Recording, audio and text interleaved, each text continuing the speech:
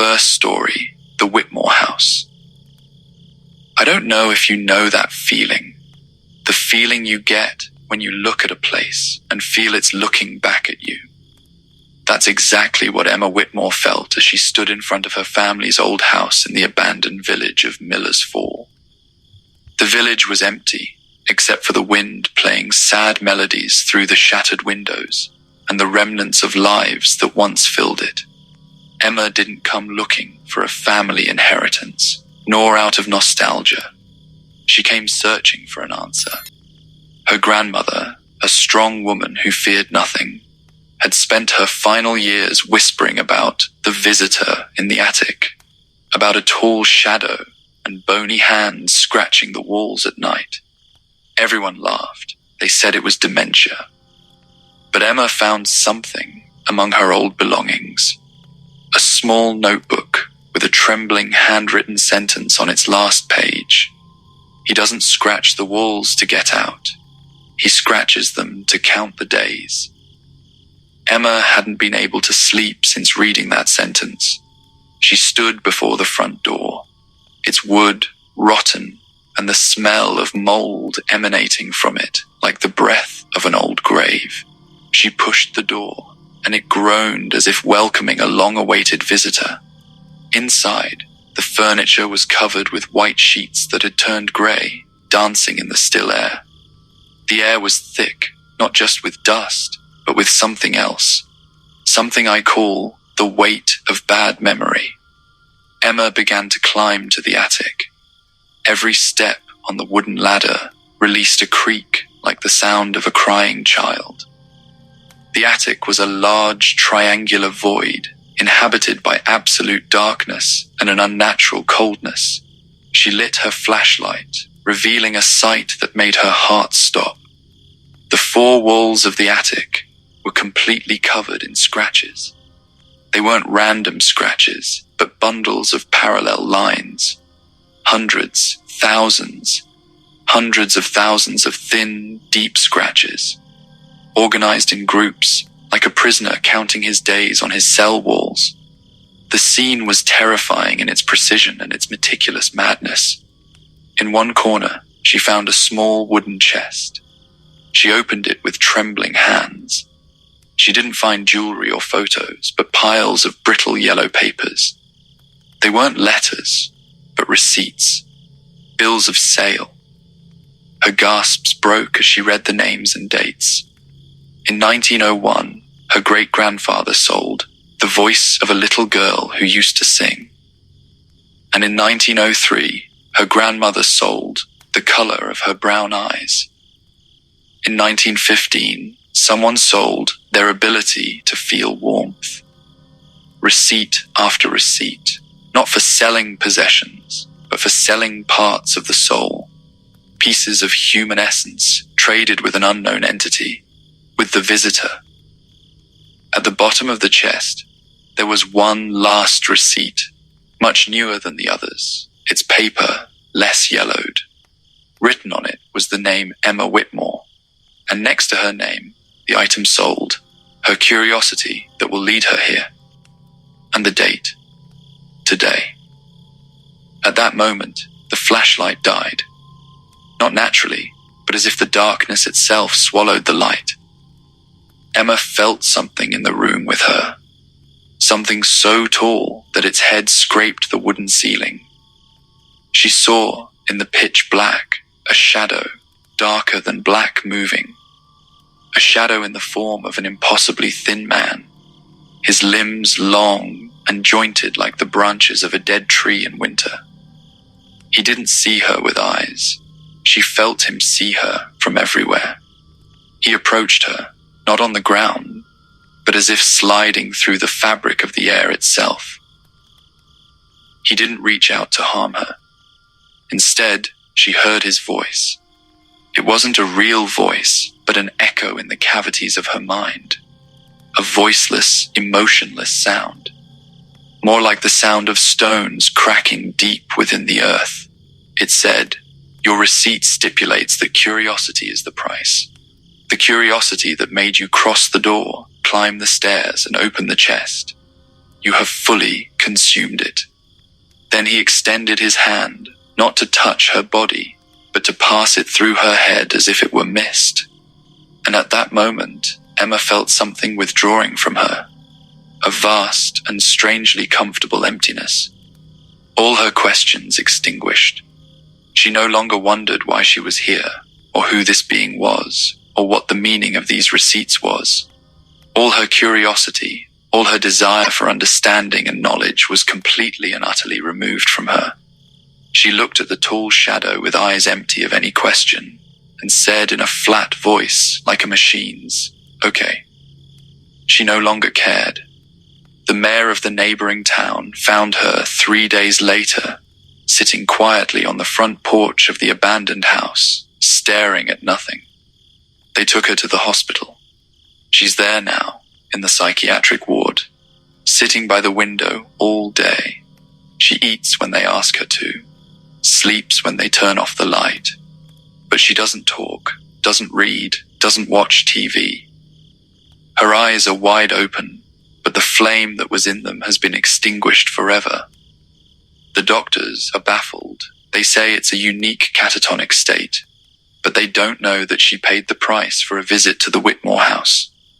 The price wasn't her soul, but the only thing that makes a soul human, the ability to wonder. The second story, the Langdon Whistle.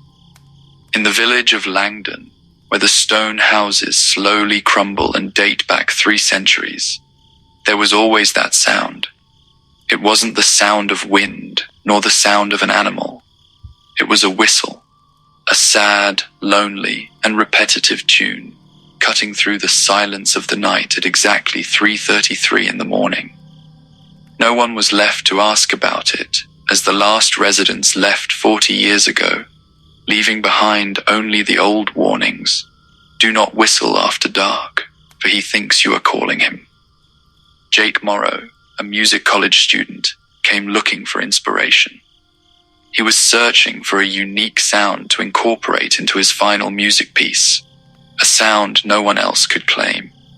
He heard the legend from an old man at the pub and considered it his golden opportunity. He was skeptical, of course, arrogant, with the arrogance of youth who think the world is devoid of secrets. He prepared his digital recorder and an old hunting rifle inherited from his grandfather, just in case, and headed to the village of Langdon at dusk. The place was darker than he imagined. The shadows were long and distorted, and the silence had its own presence, a silence that hummed in the ear. Jake pitched his tent in the middle of the main square and set up his professional recorder with a highly sensitive microphone.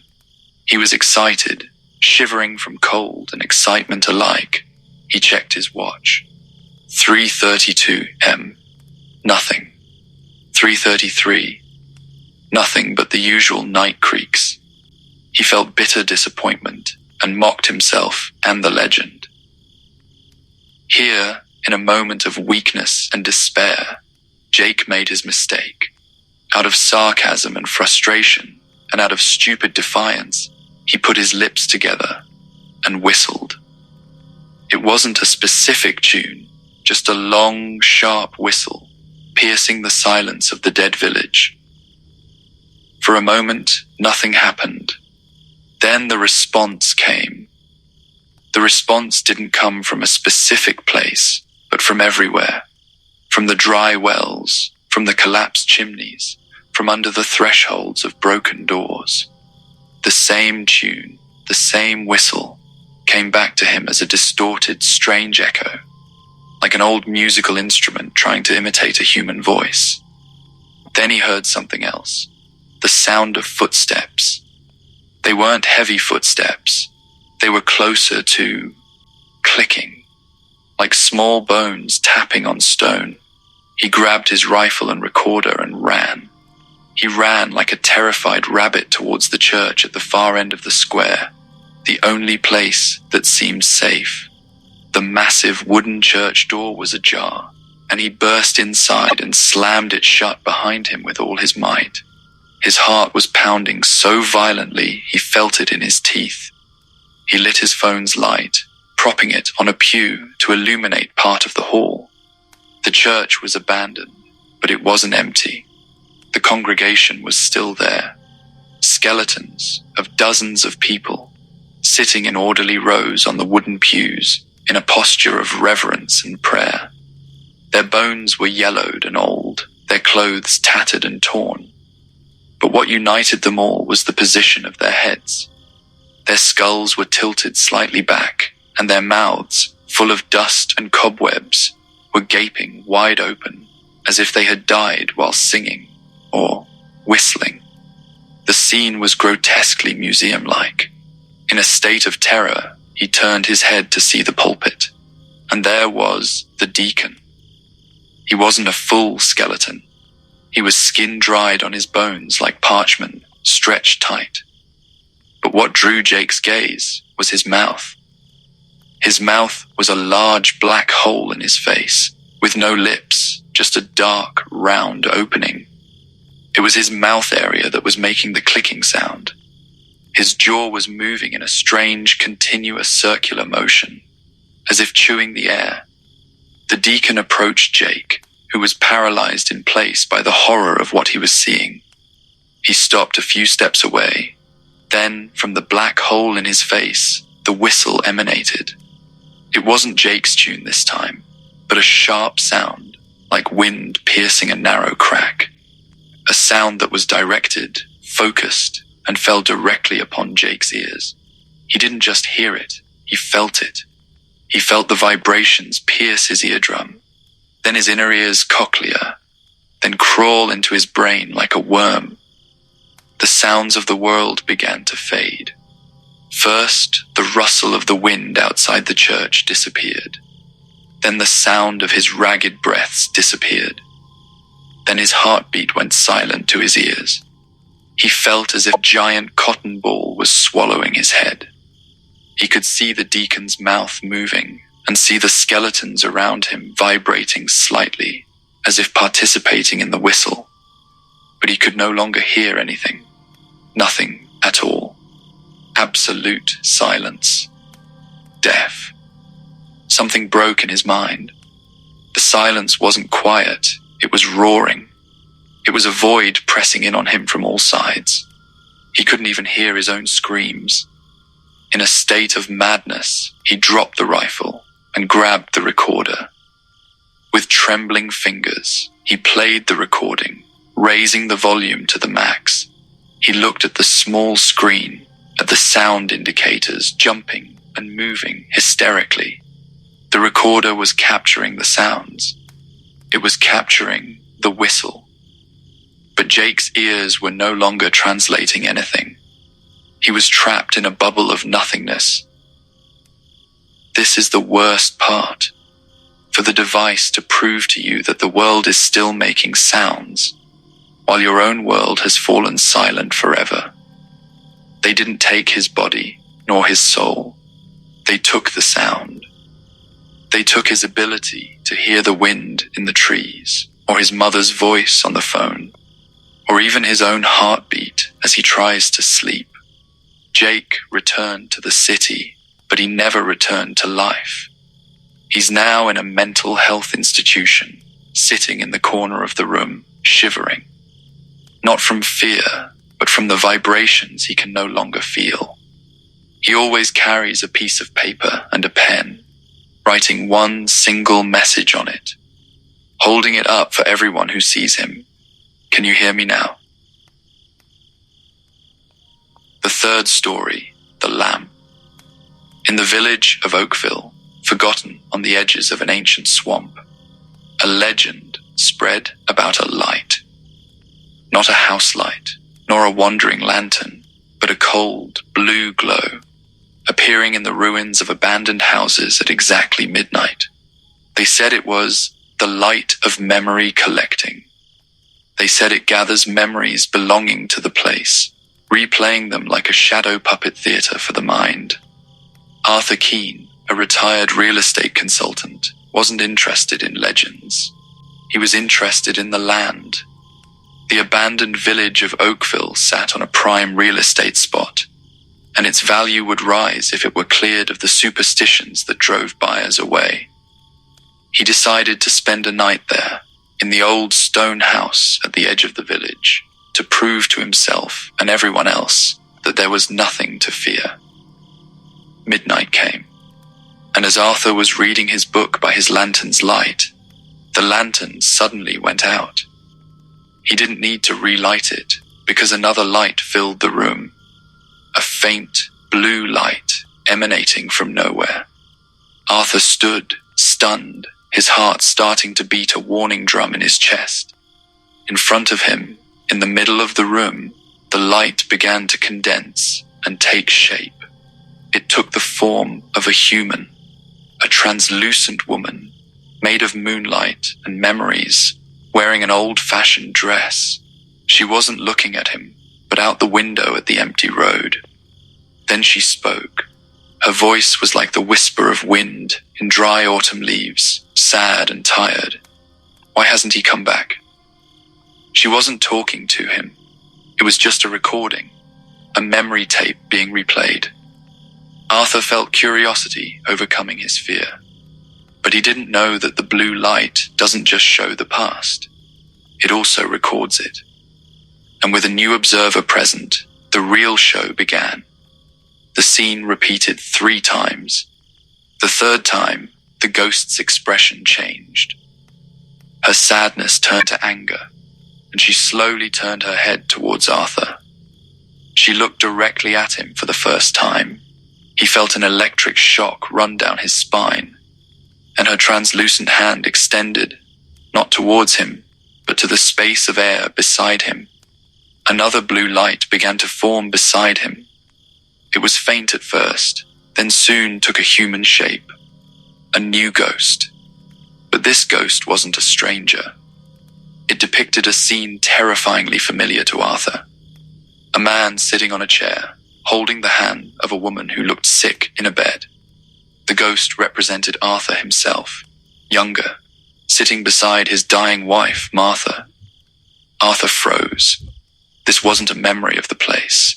This was his memory, the most beautiful and most painful memory he possessed, when he kept vigil that last night beside Martha as she breathed her last breaths. But the ghost didn't complete the scene.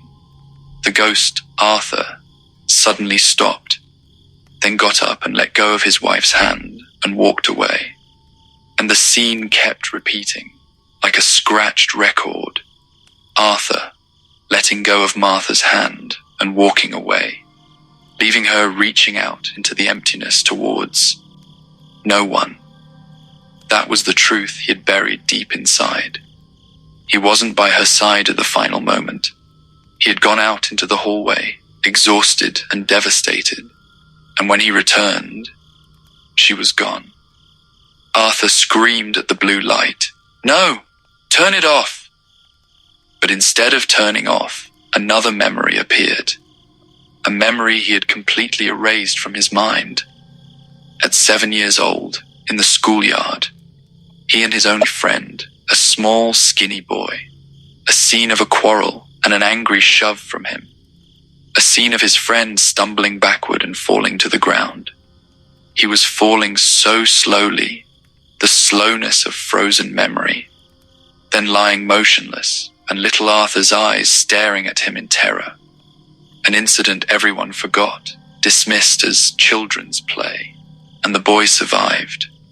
But Arthur now saw how this scene repeated in his life. That shove. He had been pushing people away whenever he needed them. He had been letting go of hands at crucial moments. The room filled with blue ghosts. Each one represented a bad memory, a moment of failure, a small betrayal, a white lie that turned into a scar. The blue light was not just a light. It was a conscious entity, a trespasser, a thief of memories. It was digging into his soul, extracting the most deeply buried moments and displaying them before him in a silent and terrifying trial. The memories weren't just displayed, they were changing. twisting to show the ugly truth he had been denying. Every memory confirmed one thing to him. He had always been a person who leaves those he loves in their moment of need. Then his grandmother's ghost approached him. He had loved her very much, but the ghost didn't show him a loving memory. It showed him something whose forgetting was even more painful. He was a teenager, and he promised his sick grandmother he would visit her in the hospital on Thursday. That day, he went to a party with his friends instead. He never saw her again. She died that night. The ghost looked at him, and in his grandmother's same gentle voice said, "You were too busy, weren't you, dear?" Arthur fell to his knees in the middle of the room, surrounded by the ghosts of his small victims. He was no longer screaming. He was just weeping, collapsing under the weight of the naked truth. And in this moment of complete breakdown, the blue light did the worst thing. It absorbed this new memory too. The memory of his collapse, the memory of his weeping, the memory of his final admission of his failure. It absorbed them all, stored them, and added them to its living museum of human pains. The light vanished suddenly. Arthur found himself sitting in the pitch darkness, alone with his extinguished lantern. No one had physically harmed him. He wasn't scratched, but he saw the naked truth of his soul, a truth he could not bear. His body remained alive, but something behind his eyes had died. The search party found him in the morning, still, mouth agape, dried tears on his cheeks. He is now in a nursing home, doesn't speak, doesn't read, doesn't move. A young nurse noticed something strange about him. Every night, at exactly midnight, his eyes open wide and he stares into an empty corner of the room. He looks at it impatiently, waiting, as if he knows that there, in the darkness, a faint blue light is waiting for him, perhaps waiting for the show to start again.